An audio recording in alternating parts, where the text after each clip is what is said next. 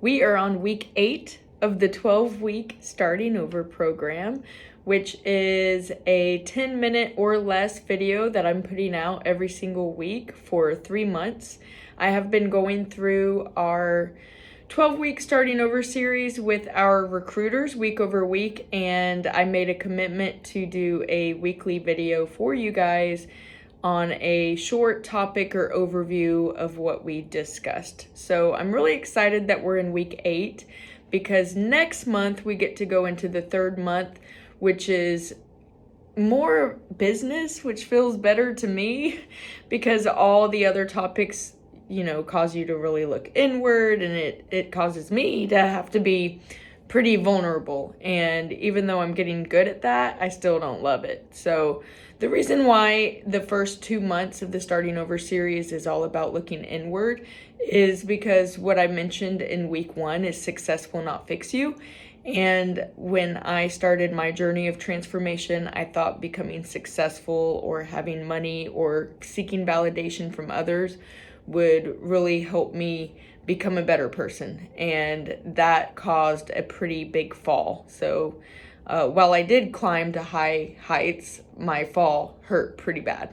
It wasn't good. So here I am trying to make sure that I stay grounded and humble and know that it is because of my higher power that I am where I am at today, and I have to remember that success will not fix me.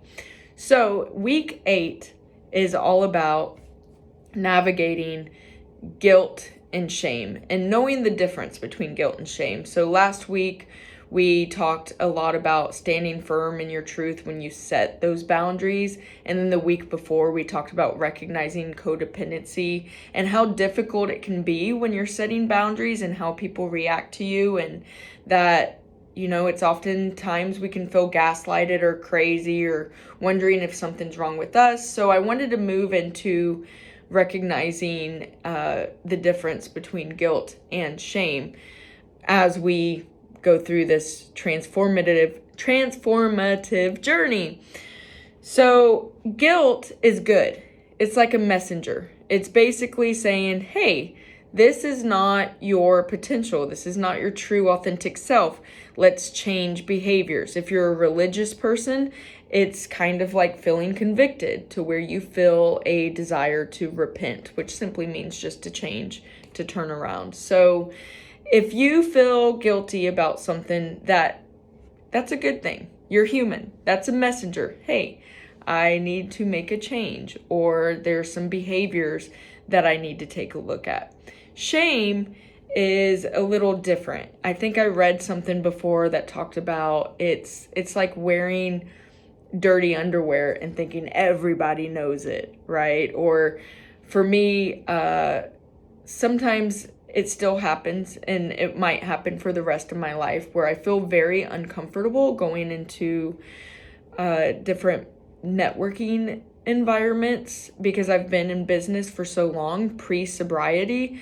And so I have all this shame where I feel like, oh my gosh, what if they think I'm using again? I lost some weight, or, I can literally stumble just a little in my heels because I lost my balance. And then I get an immense amount of shame, feeling like everyone knows that I just must have relapsed. Or sometimes, I've had a lot of failed relationships where, I just wasn't treated right in those romantic relationships. And sometimes I can feel that sense of shame where I feel unlovable, how can anybody love me if I've never been treated great? Or, a lot of you know that my dad became a drug addict and decided to put drugs in front of me. Of course, he didn't mean to. Just like any of you who may be watching this who are in recovery from drug addiction or struggling with addiction, you love your kids so much, but that drug can and will take over. And so I experienced that as a child and feeling put second. And so shame is basically this feeling that's almost not real. It's like your mind telling you that you're not enough. And so whenever I feel that feeling of shame, that's when I really work on my exercises. And we've talked about these in previous videos, but really nurturing that inner child and going back to your 5-year-old, 8-year-old, 16-year-old. I don't know. I know for me, I had a really great childhood, and everything kind of hit the fan in between the ages of 12 and 16, which were my formative years, 12 and 15. And that's the child that I have to go back to, and I have to meditate and tell her, hey, you're enough, you're worthy.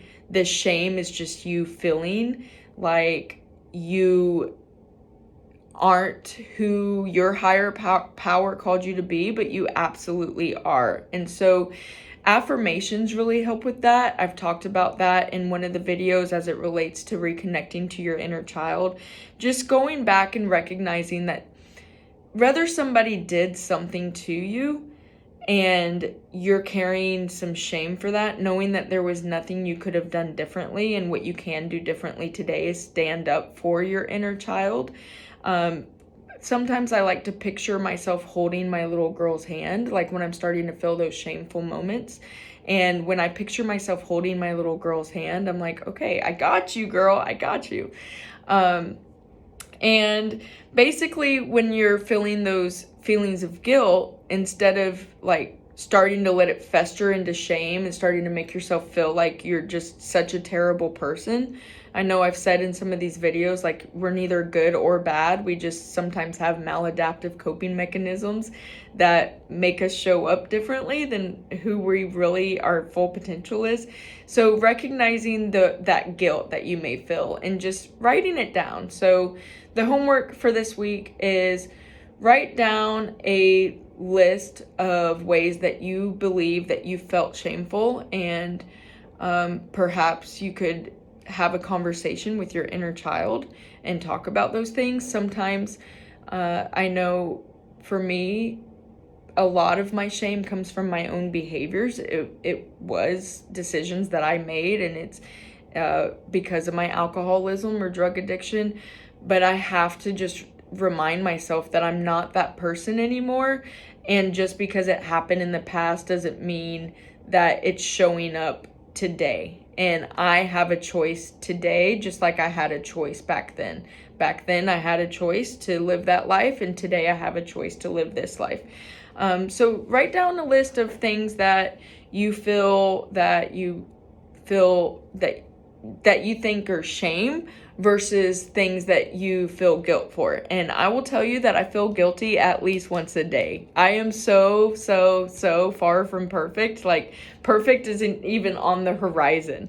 I have goals that I make every single day that I fall short of, and I just wake up the next morning and I keep trying and at some point, I'll never reach perfection, but I'm getting more and more to a point where I can give myself grace, mercy, love. I understand that I'm going to have bad days. I'm going to have great days. I'm going to ebb and flow, and that's totally fine. And I think where the magic really happens, for me, where the magic happens is being self-aware and just being able to recognize when I'm feeling guilty about something and stopping it before it starts spiraling into shame, or recognizing when shame is holding me back and making me want to self-sabotage. For instance, not going to a really great event because I feel like too ashamed to see people from my past, right? Like, that's me self-sabotaging and holding myself back from shame. So that's your homework. Week 8, we're done with it. Week 9, I can't wait. I don't know what the next topic is. I'm going to have to look, but I know it's more about goal setting and business and stuff that takes a lot less vulnerability.